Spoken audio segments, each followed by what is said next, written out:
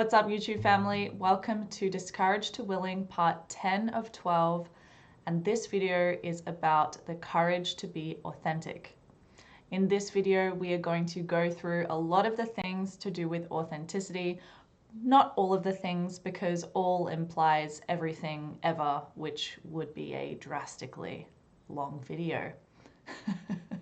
So we're going to speak to some of the key things that, at least in my life right now, I'm finding super, super important. Hence why I want to share them with you here.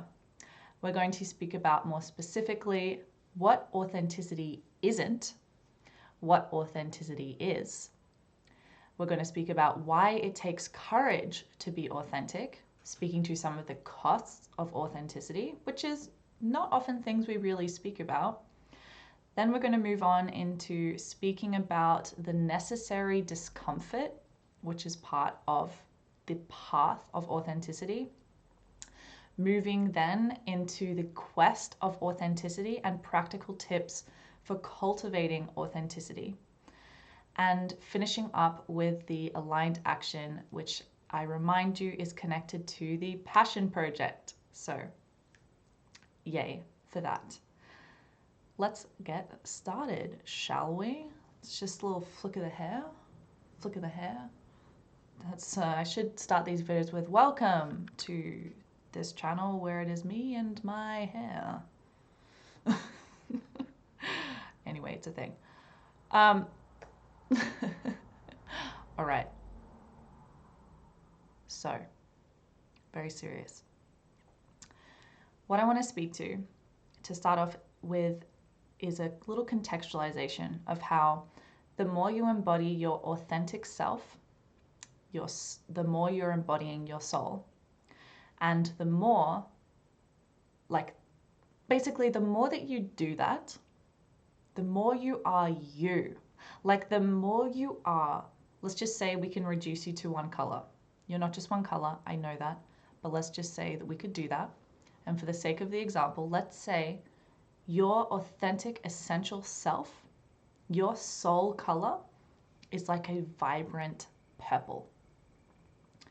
The more you are that purple, the less you are like that orange. And so what I'm trying to say is that the more you embody your authentic self and your soul, the more you will polarize with things that are less like you. The more it will be clear that some things you really resonate with and other things you don't. And then if you flip the coin with that, that means the more other things won't resonate with you. It's a whole thing, right? Of the more you're yourself, maybe you'll attract more haters, at least on YouTube, right? The more radical you are, the more haters you have or something. I'm not going to say that that's a hard and fast rule. I reserve the right for it not to be like that. But for sure, right? You can't be everything to everyone. If you were to want to be everything to everyone, you're literally just asking to be like this weird gray brown thing, which is what happens when you mix all the colors together on the palette. You ain't that. You ain't some gray purple. I mean, you are purple. You ain't some gray brown thing. No, you're radiant, juicy, vibrant color of your essence, right? And if your essence is brown, I mean, I love browns. I have nothing against browns here. The point that I'm trying to convey is that you're you, you're not trying to be everyone else mixed into one body. That's actually impossible. So save yourself the effort of even trying to do that. Save yourself the effort of the people pleaser program. Trust me, coming from a recovering freaking people pleaser, it doesn't work. And the more that you try to be that, the more maybe it seems like you're harmonizing with everyone and everyone seems to like you, but the less you will like you. And so it doesn't work.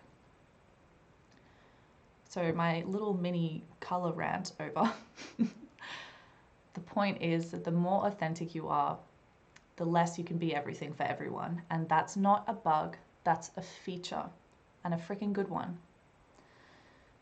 And doing this work, the inner work, addressing our shadows, that makes it easier to live with the costs of authenticity. It seems like authenticity should be easy, it's just being ourselves, but it's not, right? If it was, every single person ever would be authentic. And that's just not the case.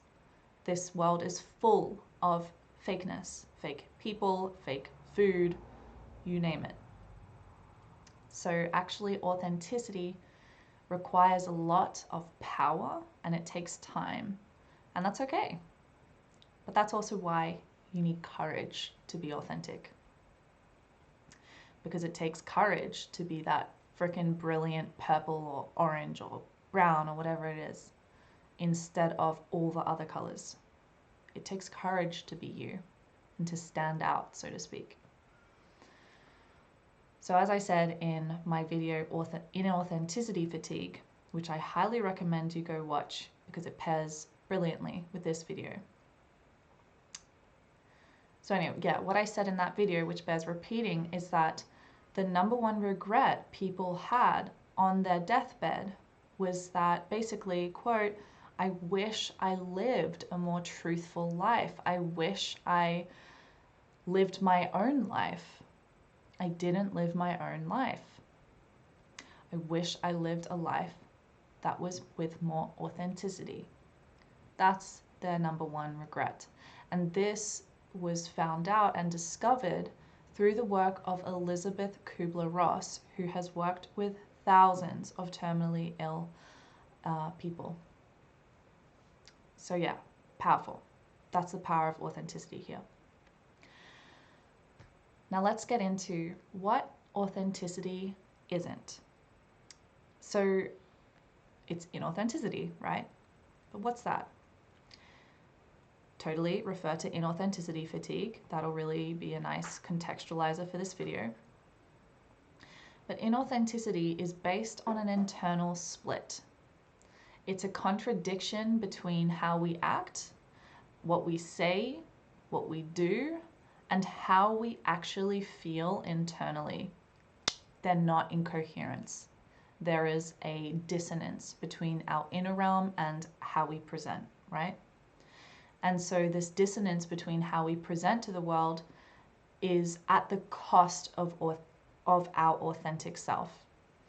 And this is a conflict that stifles your sense of belonging in your own being, the sense of I'm allowed to be myself, the sense of creative power and potency and abundance, right? Because you are restricting life force with this internal split. Imagine if you're trying to bring liquid through a pipe. That internal split is literally like breaking that pipe.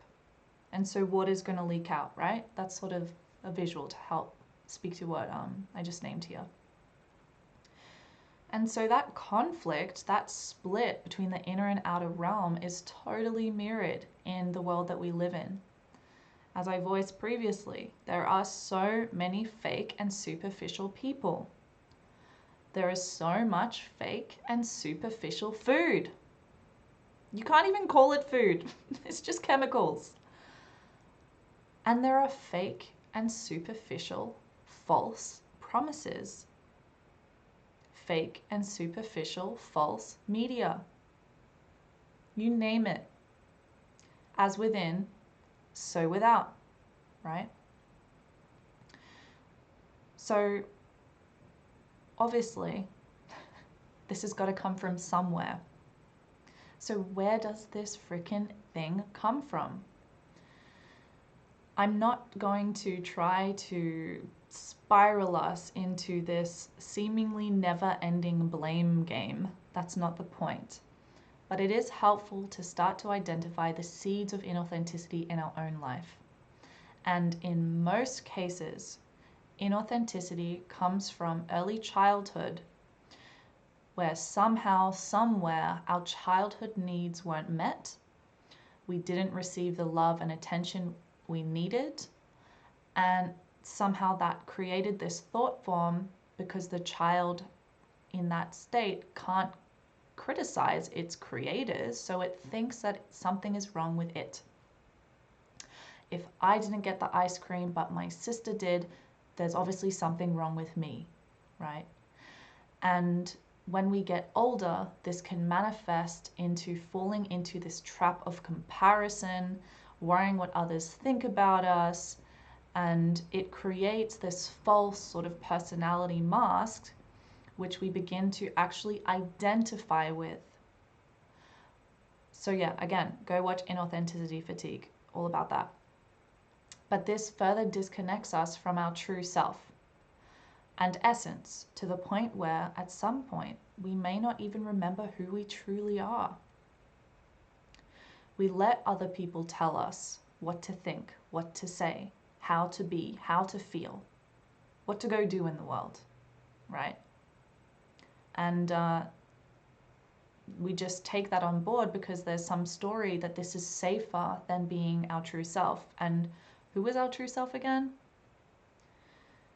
Anything that then contradicts with this new acceptable self, we then push into the unconscious.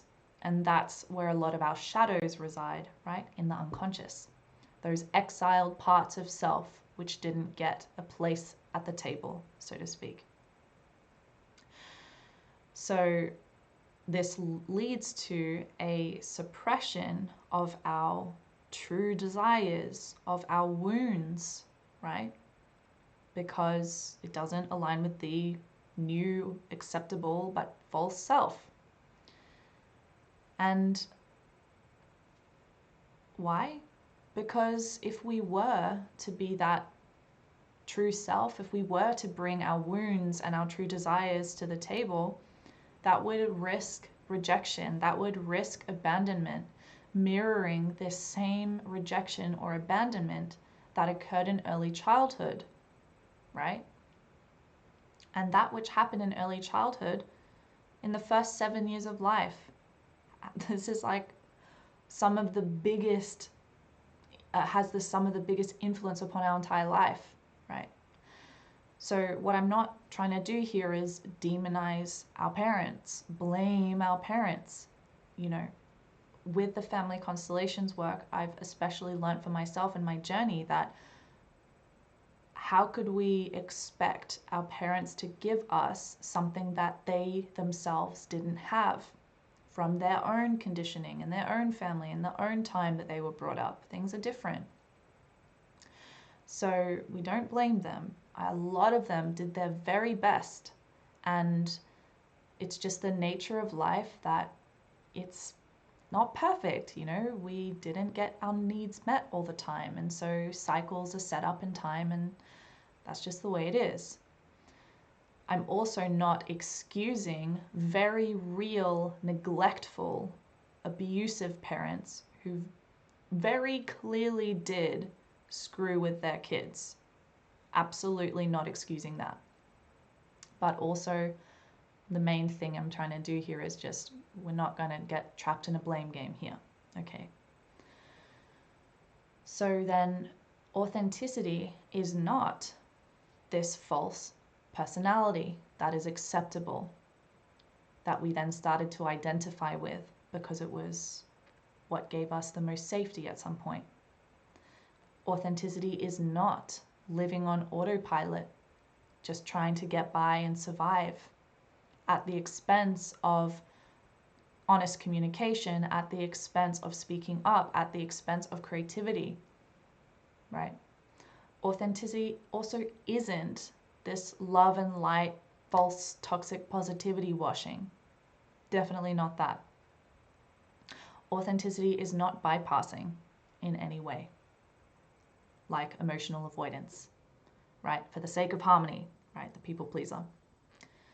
And on that people pleaser note, authenticity is not sacrificing yourself, crossing your own boundaries for the sake of some illusion of harmony, right? Authenticity is not having no boundaries.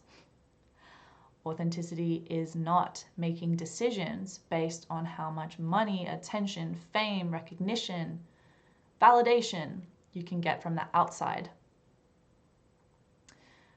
Authenticity is not looking for happiness, fulfillment, wholeness outside of yourself at the expense of going within. Right? Authenticity is not trying to perfect this false, acceptable self, which is a bottomless hole and will lead you nowhere. And this is connected to, this false self is really connected to being externally motivated, right? Motivated by something that you can attain from the outside, trying to prove your worth, things like that. And being negatively motivated as well, motivated to avoid some pain, right? Authenticity is also not just expressing any feeling or emotion or desire, right? Or whatever. It's not in and of itself just that. It's not just some sort of loosey-goosey expression. Authenticity is certainly not a one-size-fits-all cookie-cutter personality that there you tick all the boxes of authenticity and that's it. No, it's extremely nuanced. And also, authenticity doesn't give you the permission to just be an asshole. Oh, because it's my authentic self. Well, okay, but maybe you should go check that. If that is your authentic self right now, then okay, cool, you can see that, but maybe we got some work to do to work on maybe some of that resent that you're holding on to and you're leaking into this space, you know. So it's all helpful if we can approach it like that, but it ain't all that, okay? I have a really awesome quote from Bernard Gunther. I've been following his work for a little while now, and actually quite a while now, and yeah, he's got some juicy quotes. I'll be reading a longer passage from him about inauthenticity and authenticity soonish, so I'm really excited to read that out for you. It's so juicy. Stay tuned for that. For now, a first quote, which will appear on the screen. Quote, as long as we are not embodied, soul growth connected to the divine, as long as we remain disconnected from being, our own wholeness and divine nature, our quote-unquote solutions and quote-unquote doing will come from the internal tyrant, which we project outwardly. This tyrant is a fragment of the self that needs to have fixed answers, needs to control, tries to predict the future, caught in linear time and 3D thinking. It cannot surrender to the quote-unquote flow, nor even perceive the mystery, wholeness, and perplexity of life and reality as it unfolds. End quote. Yeah. Juicy. I won't totally deconstruct that quote because we got a lot to cover here, but go back to it if you want to receive that again. There's a lot in there. Shifting gears slightly, now let's speak about what authenticity is. So many things, and the list could be endless, but these are some of the key points here. Authenticity is knowing and acting from your true self, which means you know your light, you know your shadows, right? Your values are based in truth. And your true self essentially means that there's no division between your inner and outer life. What you say, how you feel, it aligns with what you do in the world. There's coherence, right? An example of that would be, an example of that dissonance could be you are a vegan and you work in a butcher shop. That doesn't make any sense, right? There's dissonance there. Flipping the coin of that, authenticity could be, let's say you are I'll just use the same example. Let's say you're a vegan and you work in an organic fruit and veg shop. Feels a bit more coherent, right? Feels like it aligns more with your values, right? Being authentic is being truthful and in integrity, meaning what you say and saying what you mean, right? Being authentic means that you're not hiding or living two lives. There's been this theme in my life for some period of time where there was this sense that I was like living two lives. And so this one really is close to home for me because it was like there was this realm. It wasn't even just the inner and outer realm. For sure it was mirrored there too, because what is reflected outside reflects what is happening inside. But it was like my reality as I saw it in the outside had two parts to it. It had this sort of home life, and then it had this sort of life with my friends, and I was living in Berlin at the time, and I couldn't find peace with those two things. You know, I was tormented at some points there. And so this is really, really important. Like where there isn't that coherence and where there is that dissonance, like you can't rest. There isn't peace there. And for me, I felt this toxicity sort of build up inside, and I felt off. I felt dark. It just didn't feel whole and complete. So this is super key when we're speaking about authenticity.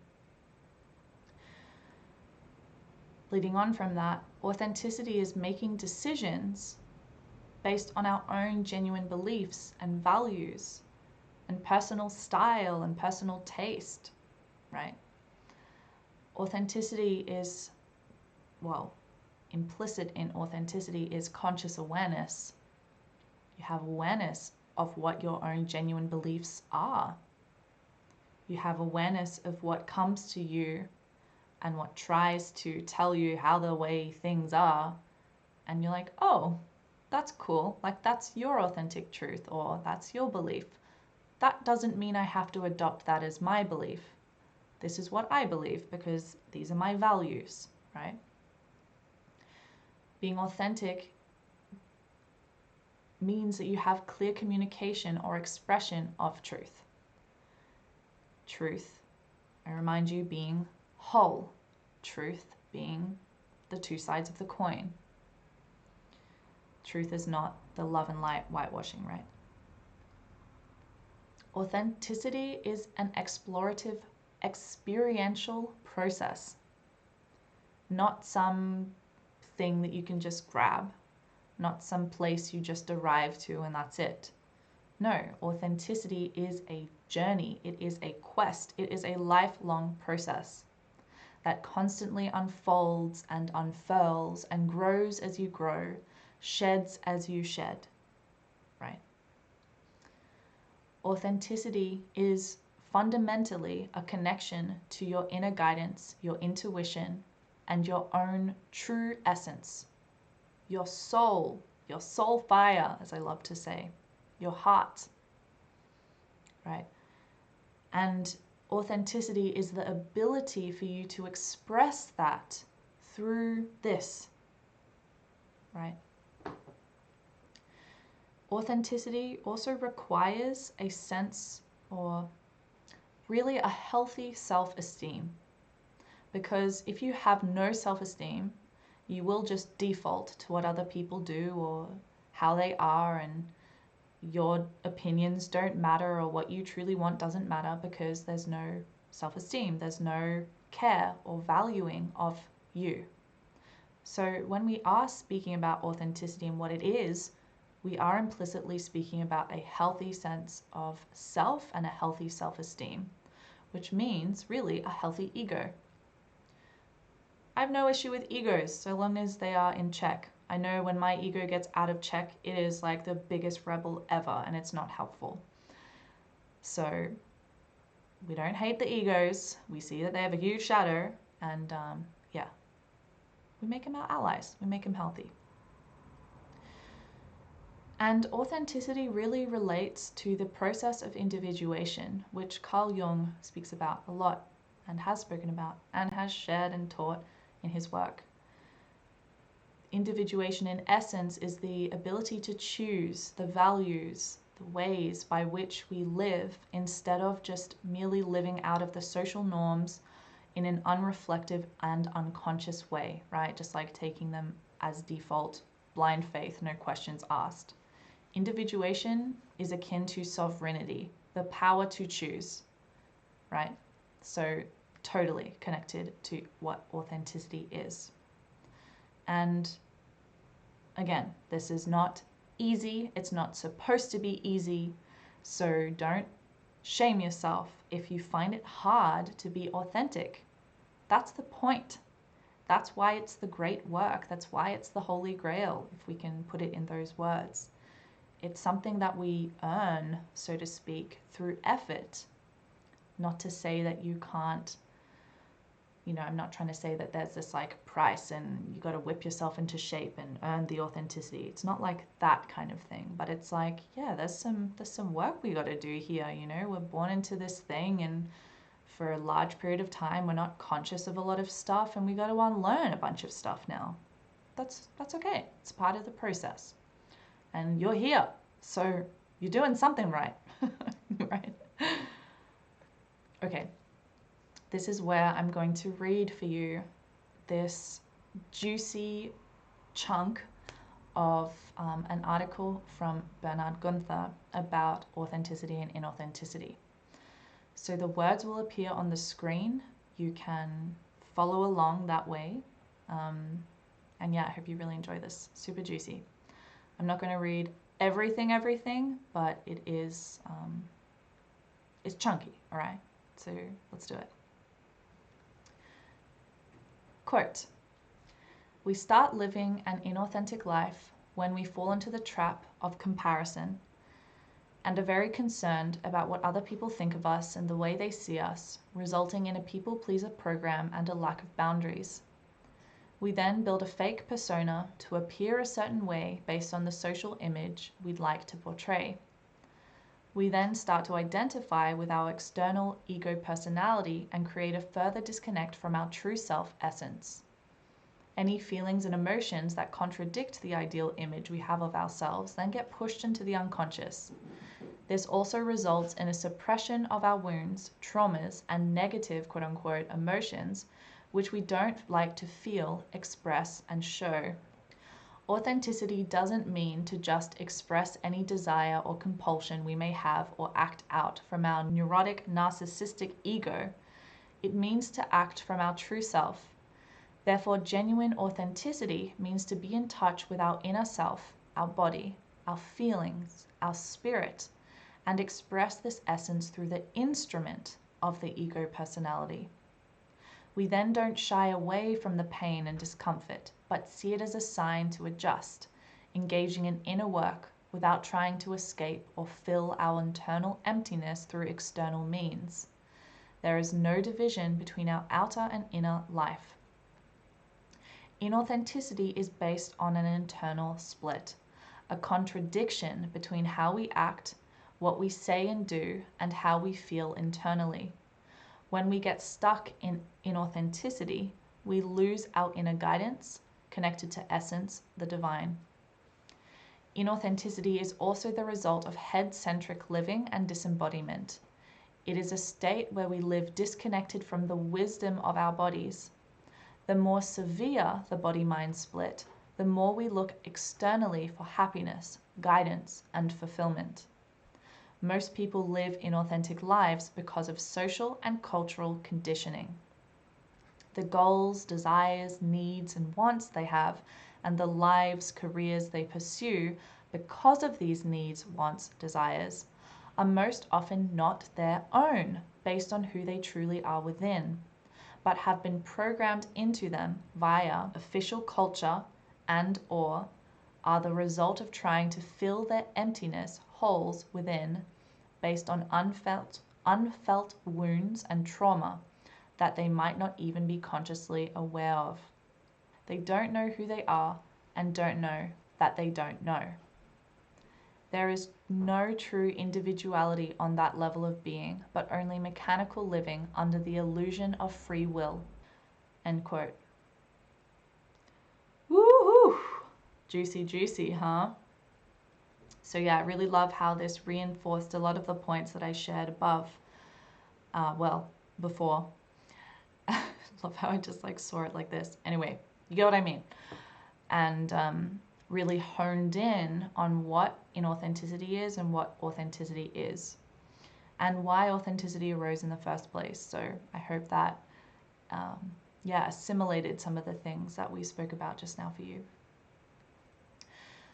What I want to move to now is speaking about why it takes courage to be authentic. And I'm going to contextualize that by speaking about some of the costs of authenticity. And why I'm addressing the costs of authenticity is so you know that these are just part of the process, and that these shouldn't be a reason, well, they shouldn't be reasons why you should shy away from that process. Like, if these come up for you, that's okay. That's part of this process, and it's a necessary thing to move through. And actually, these things are helping you to gain the skills and the strength and the persistence and the steadfastness to be your most radiant, authentic self, no matter what. It's like, think of it as like boot camp, right? It's like full-on training. So I'm going to start with another really awesome quote, not from Bernard, but from another guy called Jason E. Smith on his in his article called Individuation and Authenticity. This is a shorter one, but really sets the frame for what I'm going to speak about. So enjoy. Quote, "The authentic life begins," says Jung, "with going within. This is not a popular undertaking, especially in a culture like ours with such a large bias towards extroversion, but it is a necessary one. Looking outwards has got to be turned into looking into oneself. Discovering yourself provides you with all you are, were meant to be, and all you are living from and for. That we can discover ourselves suggests that there is more to us than we know. And this is precisely Jung's point. We are mostly a mystery to ourselves. We do not know all we are. If that is the case, of course, then we are probably only living part of what we were meant to be." End quote. And the fact of that really is that we are so multi-layered, multifaceted, multidimensional to be able to even comprehend the totality of who we are. This goes beyond this human physical form. So that's cool to sort of play in those realms. So if we want to make it super practical, then all we are means going within and discovering that. Discovering your true passions, discovering what things light up your heart and make your soul sing, discovering what things don't, what things shut you down, what things make you feel contracted and limited and small. Learning about what our patterns and programs are, like what are the thoughts that run on again and again in here? And how does that make us feel? Do we believe what is being set up there? Do we believe what other people tell us about ourselves? How are we in relation to the world and other people? What do we feel about this body and this spirit and these thoughts and this mind that is this, right? This is all going within, and I'll touch more on that a bit later. But within that whole process, here are some of the costs which, again, are really useful to know so that they don't try to trick you out of this process of being authentic and cultivating the courage to remain steadfast on this quest of authenticity. So some things that you can look out for on an emotional level are a fear of rejection, right?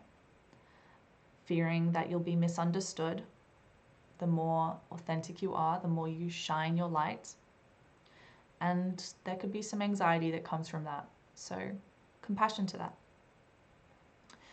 You can look out for some necessary emotional labor. Engaging with and processing deep emotions can be exhausting, right? But those deep emotions, that is real, and to sort of shun them and suppress them, that only makes it harder to deal with later, and it often makes the situation worse, which could feed the desire to avoid, but that's not what we're doing here. And that doesn't serve you, really. Been there.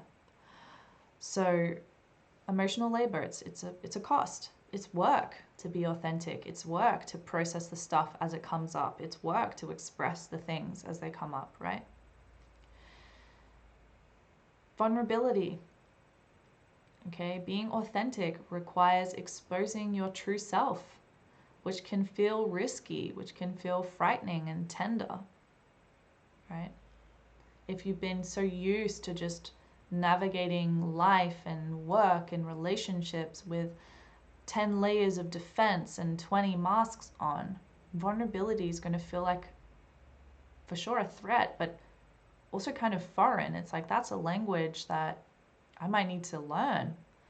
So that takes effort, right? Learning languages ain't easy, but it's doable. Where there is a will, there is a way. It's very true, these words. So some other things you can look out for is, along the path of authenticity, you may encounter loneliness. Authenticity may in some cases alienate you and separate you from people who don't resonate with your true self. And that can be a scary thing, to face this sort of void of disconnection. I've been in this void of disconnection, and yeah, it gets tough, really tough. And that's where you also have to cultivate the trust in the mystery, and the trust that I'm supposed to be doing this authentically. I didn't come here to be fake. And so there is absolute trust that my people are there, but I need to go through this process right now so that as soon as I'm exposed to, community or whatever, I don't just default to whatever they're doing and I lose myself again, right? So something else which we could consider a cost are strained relationships. Current friends, maybe even family or colleagues, may struggle with your authenticity, mostly because they aren't authentic in some cases, which can lead to conflict or distance. Because the more authentic you are, the more that threatens the inauthenticity in others. If you have authenticity looking at you in the eyes, all your shit's going to come up, right? Because there's no hiding. Authenticity is like a big beaming light in a dark attic, which hasn't seen light in a long time. So that can feel threatening to those more dwelling within inauthenticity, whether they're conscious of it or not. So compassion to that, of course. Another cost could be a loss of approval. You may lose approval of peers, authority figures, whoever, and maybe that can feel a little disheartening. But a higher vantage point reveals to you that those folks aren't supposed to be in your inner circle anyway. So that's kind of cool. It's like a filter, right? Another cost could be you kind of have an identity crisis for a little bit there. Discovering your true self can really lead to confusion in how you see yourself. If you've played a certain role for 20 years, 30 years of your life, and you finally crack out of that and you're able to see it for what it is as a false self, you're like, whoa, okay, but now how do I do this? I was this for so long and now I don't even know what this is. Sophie? What's that? Who's that? I'm not this role? Huh. shit. So that's a thing. It's okay. This too shall pass. But just be aware of that. It's a feature, not a bug. Some other costs could be facing your shadows. And if you watch the Art of Self-Reflection and Shadow Work video, you'll know that shadow work ain't easy stroll in the park either. Acknowledging your flaws, your darker aspects, the more undesirable, exiled aspects is uncomfortable and challenging. If they've been exiled to the dark attic up there, you know, they're wounded, they feel hurt, they are going to need some tending to in order to turn that big scary monster into a soft cuddly bear, right? But that's a necessary part of the process too. Authenticity means you got to face that. Authenticity means you don't try to sever limbs off your own body for the sake of harmony, right? So another thing that you can face along the journey of authenticity, which can feel like a cost, is the investment of time and energy. The journey towards authenticity requires significant self-reflection and exploration, which requires time and energy, right? If you don't know who you are, you don't know what you actually truly want to do in this world, then you got to carve out some time and space to start discovering who you are. Because authenticity is not a conceptual process, it's an experiential one. It's an explorative one, remember?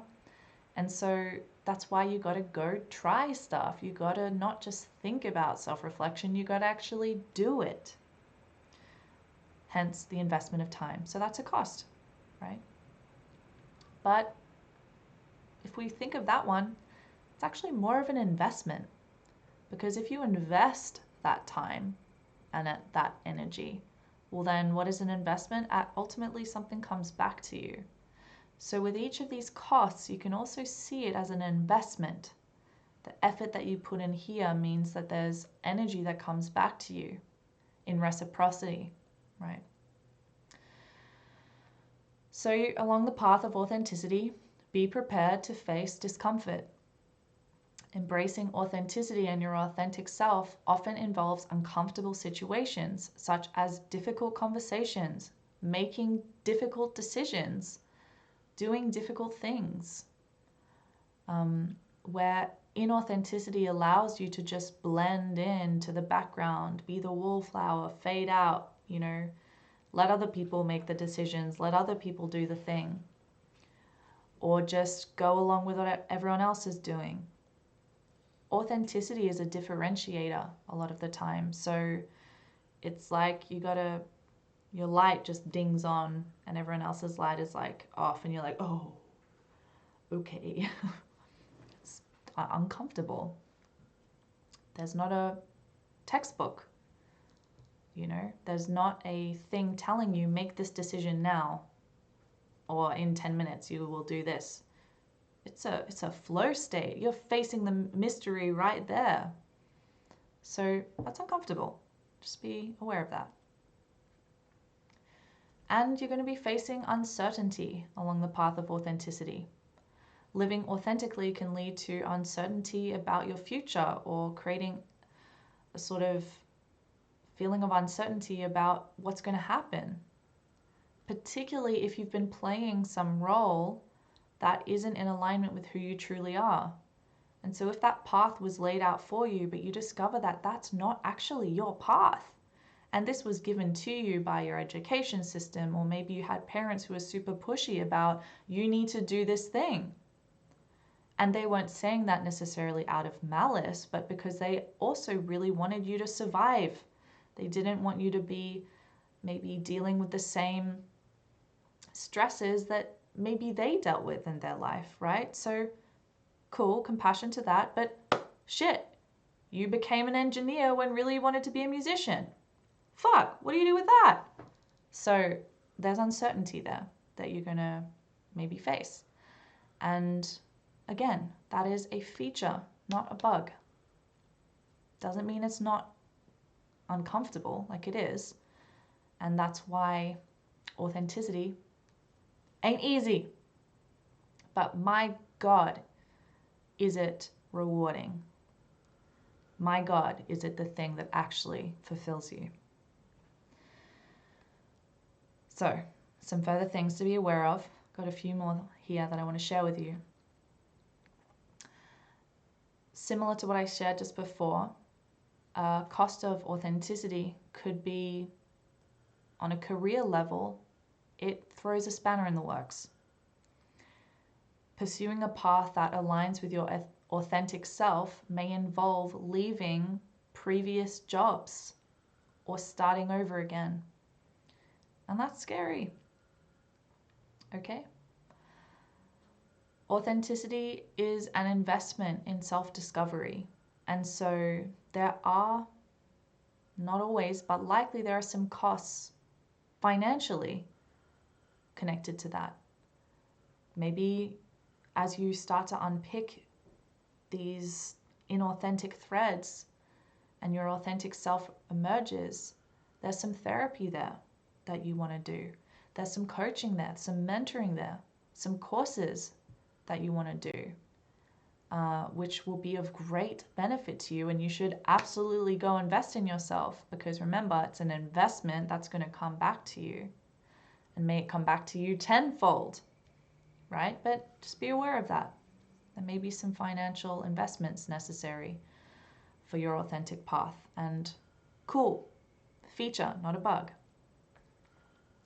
On a more cognitive level, some cost could be mental strain. Just like on an emotional level, there's that emotional labor. On a mental level, it can be exhausting to be in a process of introspection and self-reflection, especially if you've not been in that situation before. And there can be some cognitive dissonance. The cognitive dissonance is that conflict between your authentic self and the programmed self, let's say. And the dissonance comes where things just don't line up. My authentic self doesn't line up with this self that I've been playing out, right? So expect that may arise. Expect lifestyle changes to happen. Being authentic may require significant changes in your lifestyle, which could disrupt previous routines. And that's okay. If it is for your highest good, so be it. At the end of the day, it's going to be way less uncomfortable, because you're going to be living a life that feels coherent. And that is way more comfortable in the long run. A lot of these costs are quite short term relatively to your entire life. And on a more existential level, some costs could be facing mortality. Because as you step into the light of your authentic self, it often involves confronting deeper questions about life, about your purpose, and recognizing that as you do that, it's going to be more clear that there's death there waiting not just for you, but for everyone. And with that acknowledgement, you realize that why would I waste this time being inauthentic? The whole quest of authenticity gives you the gift of that perspective. So, but notice that can be intense, that can be daunting. Compassion to that. You might face a moral sort of responsibility as you step more into your authentic self, because it can come with this sense of, well, exactly, the responsibility to not only just know what feels in alignment with your values, but live that alignment. And maybe some difficult choices come out of that. It can be easier in some ways to have that conflict between the inner and outer. It can be harder to make a stand for this is my inner and I want my outer to reflect that.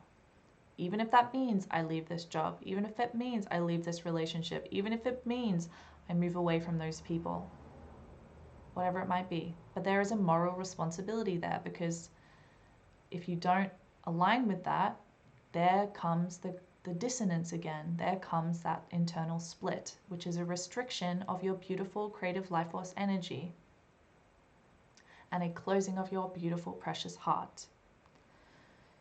So be aware of that moral responsibility, the ability to respond. You may face some fear of failure, right? Taking risks to be authentic opens up the possibility of failure or setbacks, similar to that fear of rejection or abandonment. It's part of it. And maybe you'll feel a sort of pressure to succeed. You know, the desire to live authentically can create a pressure to achieve or to prove yourself.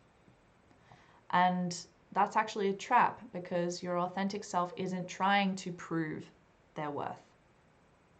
So just notice that.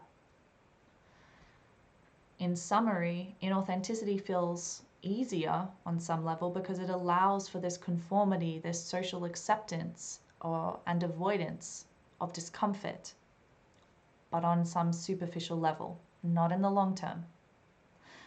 Authenticity requires courage, commitment, and a willingness to face the costs associated with being your true self. Because in declaring to yourself and your heart and your soul and the universe that you will be authentic no matter what, there are tests, there are challenges inevitably along that path. And they're there to assist you, right? Like the conditioning training. Why would you go to the gym to get stronger if you weren't willing to try and pull those dang weights? You know, it's not easy. So that's kind of like the path of authenticity.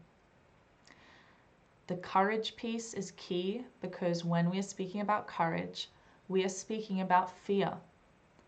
And if you recall this quote about how there is this jump from the familiar self to the unfamiliar self that is necessary, but in that jump there is this unknown river of change in between.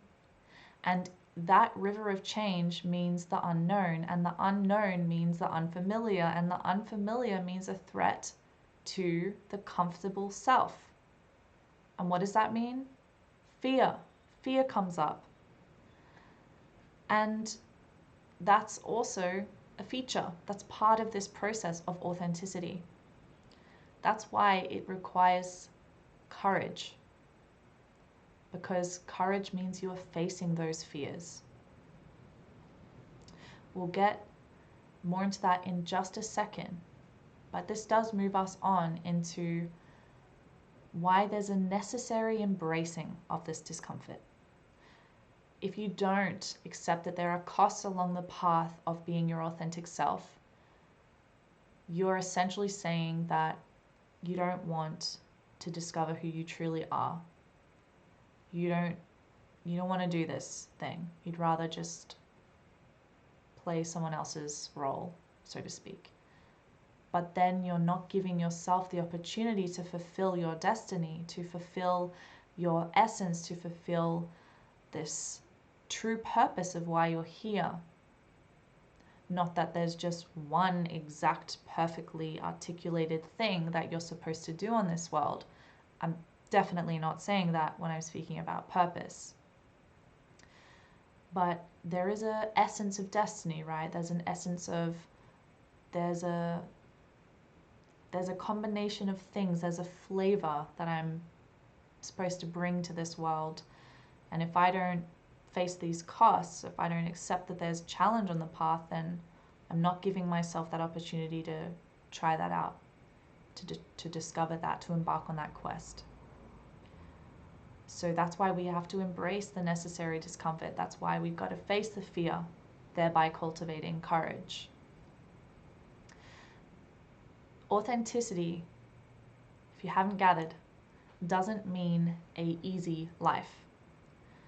No greatness, though, comes from a super, only exclusively comfortable, cushy life. No. The comfortable, cushy life plays safe. And safe does not have room for mystery. But there's nothing new that comes from the known. Newness, creative innovation comes from the unknown, aka the mystery, aka your authentic self. So get willing to be uncomfortable for a little bit. Get willing and be prepared for things to change in your life. Okay? Have faith that that cost or those costs will be worth it, and actually you are investing in yourself. You are investing in your heart. You are investing in your soul. And that is a gift for the whole human family, because you would become a potentiator that assists others to do the same. And then more heads lift up and light bulbs flick on in a room where everyone's head is down and the light is off. Right? Paulo Coelho, I didn't say that right. Paulo Coelho? Forgive me, oh my goodness. I should know how to say his name. I've read books of his, but I realized that I've never actually said his name fully out loud. No disrespect, my friend. Anyway, bless.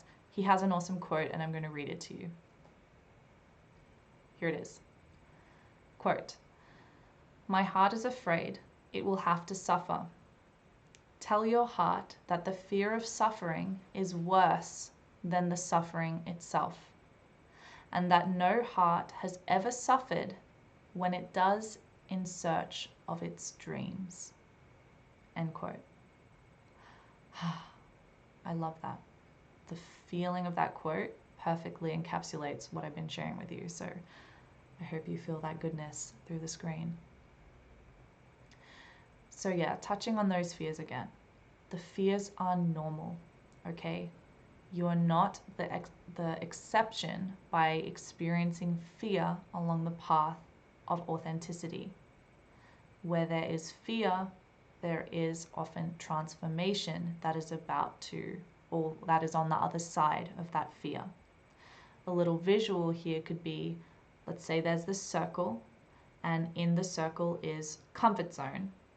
And then here's the line of that circle, and all the things outside of the circle are outside the comfort zone. What is fear? Fear is that outer circle. That's it. The gatekeeper, so to speak. But it's not everything outside of the circle, no. It's just that little, it's just like that. And then you gotta pop through and woo, there you are. Okay, so the fear in and of itself, where is it? What is it? It doesn't exist. It's hypothetical. So if you're able to at least hold that vantage point, you're already putting energy in your courage bank account, right?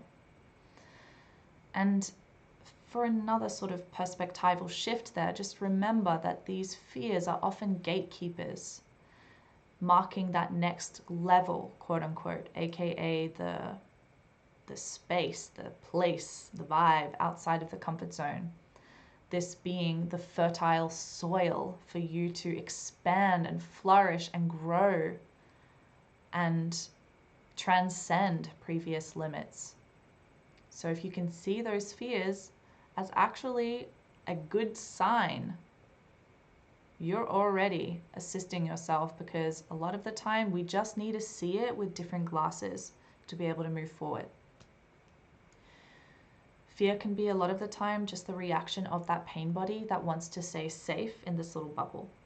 It doesn't mean you have to do it. Doesn't mean you have to listen to the fear. So the bulk of the work here is emotional processing, the capacity to hold space for yourself emotionally, recognize that that fear is there, recognize that there are some wounded parts that fear abandonment or failure or rejection, and be able to hold yourself through that and move forward. Know that this fear is trying to protect you in some way. It's often the reptilian brain concerned about survival. And we don't demonize these things. We just know what they are. And by knowing what we are, we have awareness. And then with that awareness, we can choose a different story. And heck, sometimes fear comes through because you are literally physically in danger. And in that case, do what you need to do. But the fear that we are most of the time speaking about is irrational and unmanifest. So be aware of that. So you got this, okay? Moving on to the final section of this video, let us at least consider that authenticity is a quest, okay? And this quest for authenticity is essentially the quest for our life purpose. And the process of getting to know our authentic self is the process of discovering our life purpose. You feel those correlations there? And what is the process of discovering your life purpose?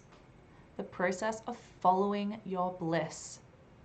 These words, this term coined by Joseph Campbell, our good friend who articulated the hero's journey and has written incredible books, including The Power of Myth.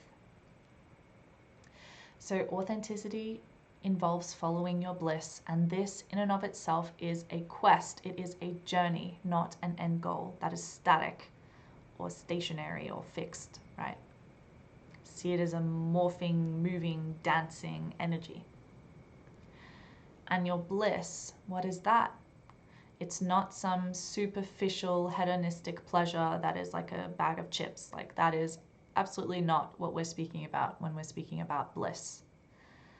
Bliss is a clue towards your authentic passions and strengths.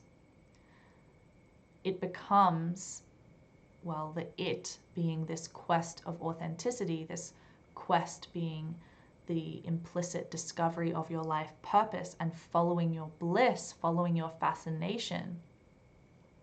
This becomes a strategy in which every stepping stone is you doing the thing which gives you your deepest bliss, your deepest fulfillment and satisfaction, even if you don't know where it's taking you, right?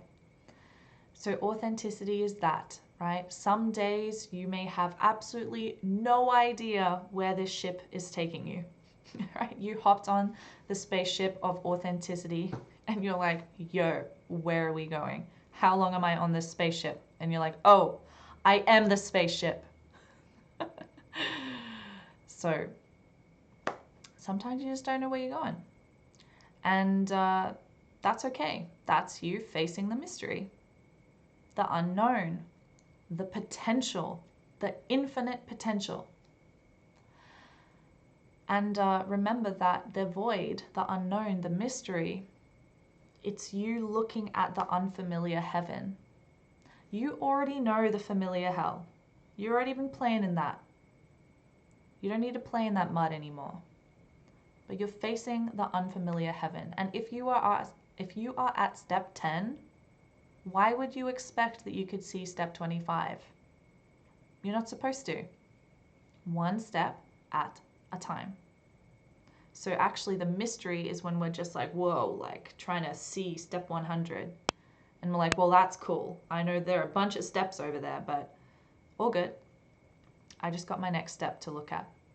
So this is where we bring it all down, make it digestible, and remember that it is a step-by-step journey.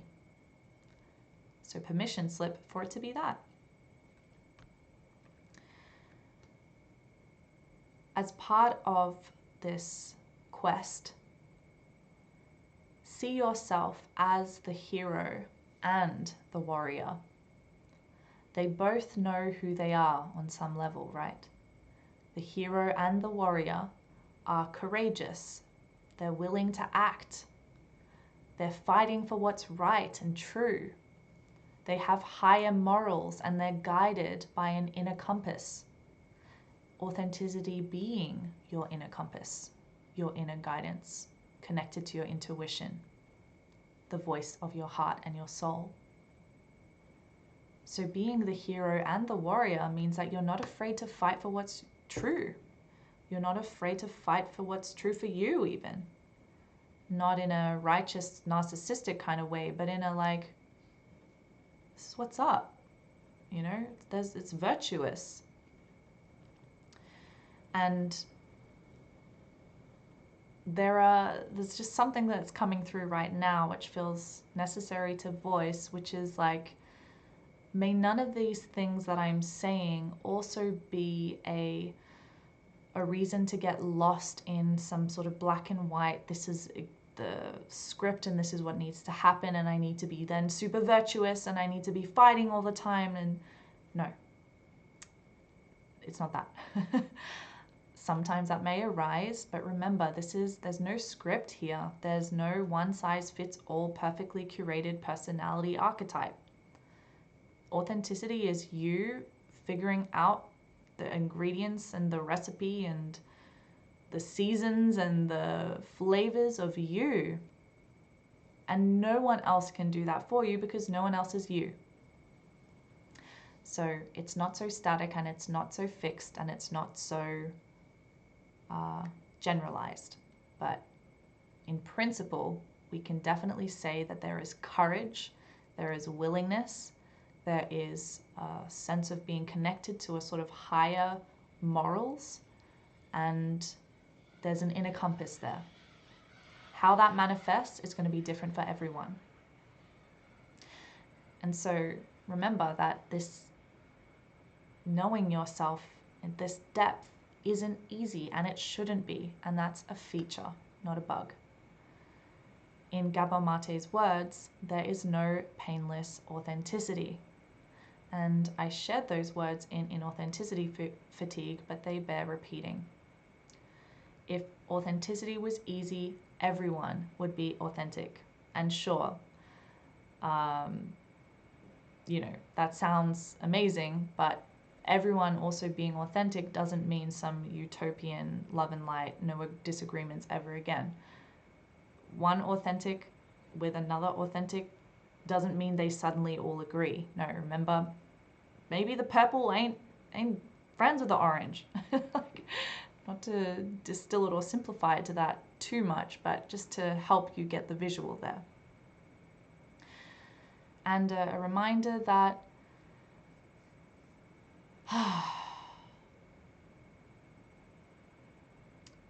this is a process and it takes time. It is a step-by-step. You need your ego to be your ally because you're this, right? You're that. Okay, so your ego can be your ally when you go within and do the work.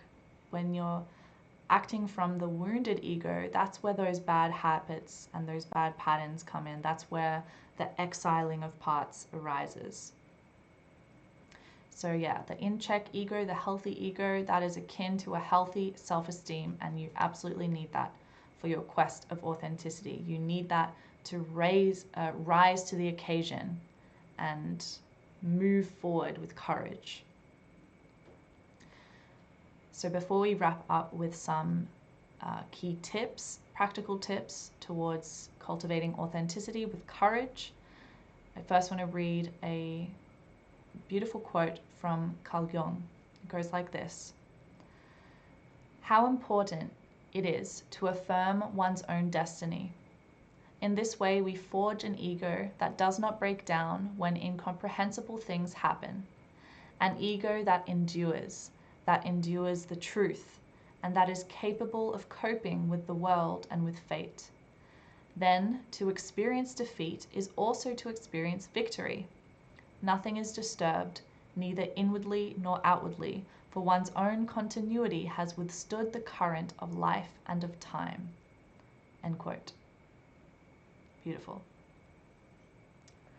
Okay, here are some practical tips, of which I have 5, towards cultivating authenticity with courage.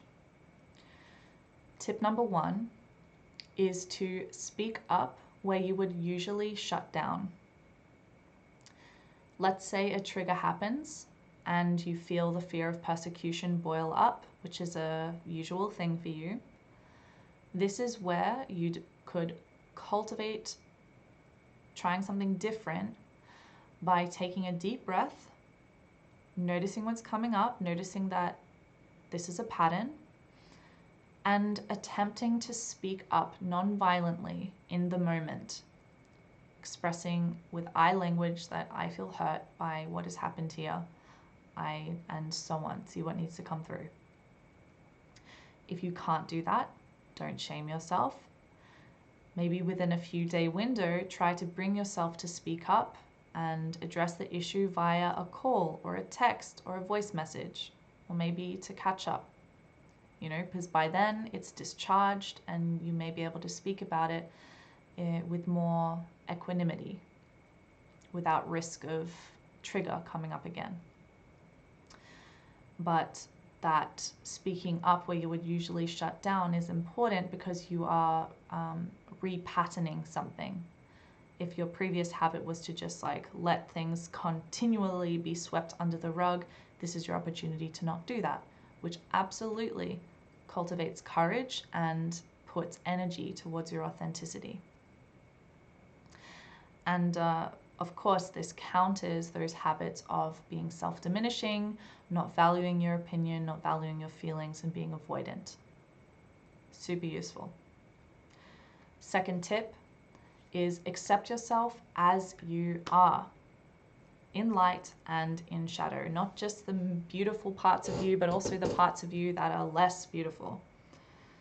This is shadow integration. This is you not trying to separate or split yourself, knowing that inauthenticity is that split, right? And becoming whole again. It doesn't mean you have to act from the shadowy, undesirable parts, but you're just not severing those limbs anymore. You know they're there. And then you can work with them and integrate them in that alchemical transmutation process. You can go watch The Art of Self-Reflection and Shadow Work for more information there. Tip number 3 is to go within. This is akin to the individuation process, the self-discovery process, which is really necessary if you need to figure out who you are, not who the group is that you've just harmonized with, but you. This can be as simple as taking one full day in silence in the week to be with yourself and to journal, to do some art and not engage in social media and not try to call all your friends. No, this is a you day. How does it feel to relate with you, right? Who's that? What do you like to do in your own company? And on that day, may you not be on your phone, may you not be consuming films or anything, right? Just crucible, a container of you. Time for you and your soul to hang out.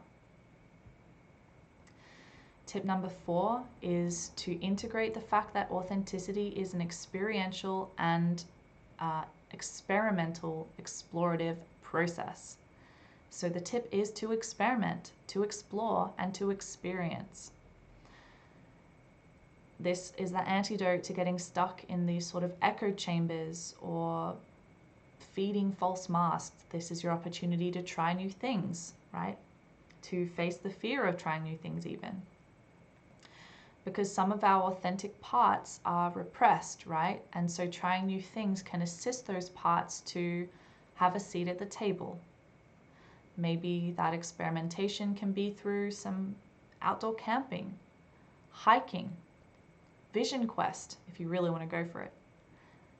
Psychedelics, right? You've got to be prepared for those. I'm not saying that everybody is suited to psychedelics. It could really mess with you. So you've got to absolutely be prepared for that, okay? Do it with trusted people who know what they're doing. Sit in ceremony held by people who know what they're doing, right? But this is not me giving you permission to just do that, but it's an idea. Meditation retreats, traveling, solo adventures, right? Tantra is really fantastic. It's a lot about developing intimacy with self and therefore with other. Authentic relating, really cool workshops you can do with that. Therapeutic work, body work, right? Getting in touch with this body to move stuck energy out of the way so more of your soul's light can shine through this vessel, this temple, so you can bring your gifts to the world, right? So heaps of things that you can do there in the experiential realm. This is by no means an exhaustive, extensive list. This is just a little sprinkle of some ideas. And tip number 5 is to unlock intrinsic motivation. Ask yourself and keep asking yourself, what are your deepest desires and interests and fascinations? Helping you to discover your bliss, right? And within unlocking intrinsic motivation being that unshakable beacon of light that is helping you stay connected with your soul, because it is motivated it's a motivation that is self-generated from within. Something that you're motivated by, which is not based on an external reward. It's something that, let's say, you're doing for the love of it, for the love of this process. So as part of that process, you'll stop looking for an immediate payoff of validation. No, because you're in an exploration process and you're seeing where it takes you. You're probing the depths of your subconscious, and that has no rule book. That has no one external thing that can come to you as a result of that. So this is massive intrinsic motivation as you embark on that journey of probing the depth of your subconscious, of asking yourself the real questions of what are your deepest interests and fascinations. This is when passion can fuel itself. You can align your life in such a way that you are doing the things that you love instead of doing the things for some external payment, quote unquote. And if there are things that you're doing, a way that you can unlock intrinsic motivation is ask yourself, is there an authentic, intrinsic, aka self-generated reason I'm doing this? If not, can I make one? If still no, why am I doing it then? This is an irreplaceable aspect of the self-discovery process, so super key tip here. Further advice of how you can unlock intrinsic motivation is refer to that question, what are your deepest interests and fascinations? And journal about that. Journal about what you really want out of life, in work, in love, in relationships, in your health, right? And as you're writing those things, ask yourself, why do I really want that out of life? Then answer the question. Then ask yourself again, why? Then answer. Then ask yourself again, why? Experiment with that. Take even just one thing, one response to what you really want out of life, and then go through those layers of why with at least 3 repetitions of why. So try that out. That will really assist you in distilling these answers to discover what is really fundamental and irreducible for you. So those are the 5 tips. There's a lot in those, so feel free to go through those again. This now leads us to your aligned action for this week. So frick yes, you made it through this video. It's been a powerful one. I'm really super stoked that you've been journeying through Discouraged to Willing with me. It's such an honor. Anyway, your aligned action.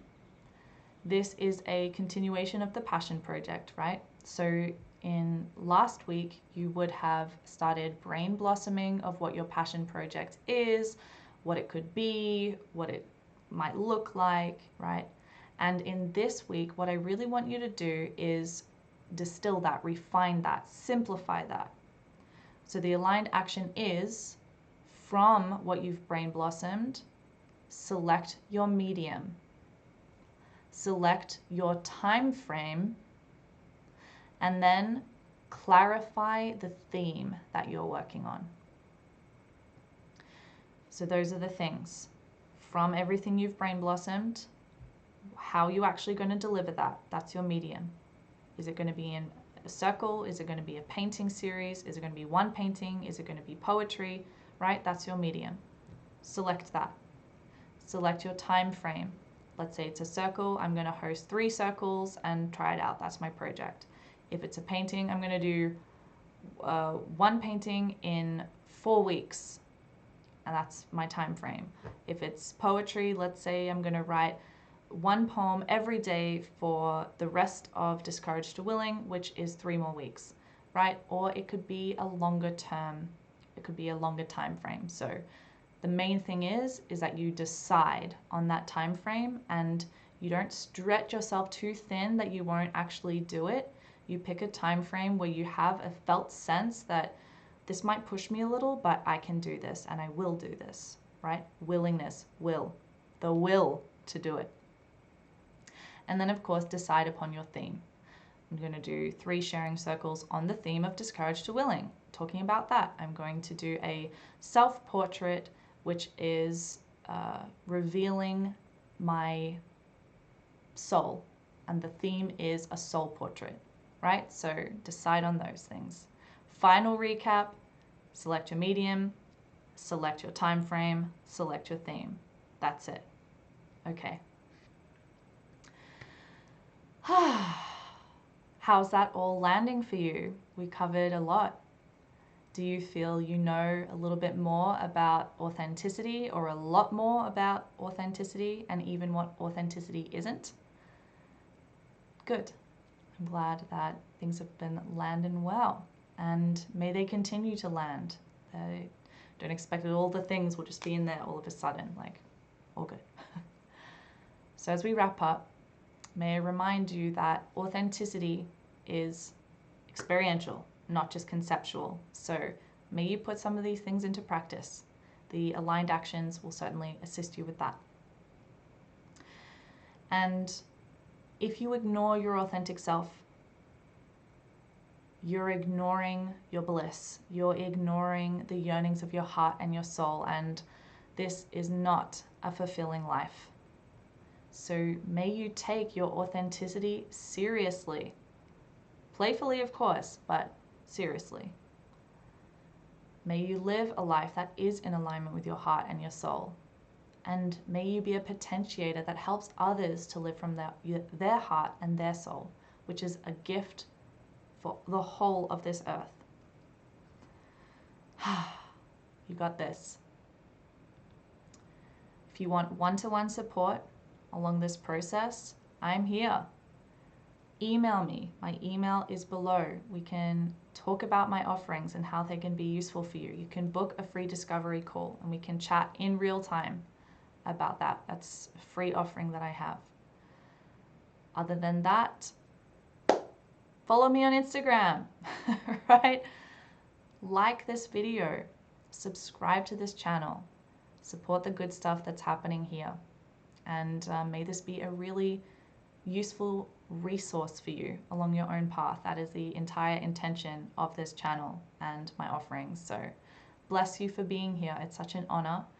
I really look forward to seeing you in the next one. Until then, be well and be authentic and sing and dance and